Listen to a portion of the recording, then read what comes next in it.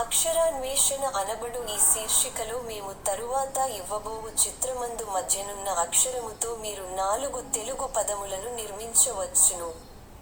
అందులకు కావలసిన ఆధారములు చిత్రమునకు ఇరువైపులా తెలుగు మరియు ఇంగ్లీష్ భాషలలో ఇవ్వబడియున్నవి.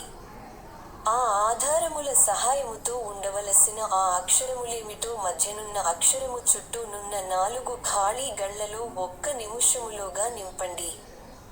ఒకవేళ ఆ కాల వ్యవధిలోగా ఖాళీలను నింపలేక పోయిన ఎడల 1 నిముషము తదనంతరము ఆ సమాధానము లేమిటో మేమివ్వగలము.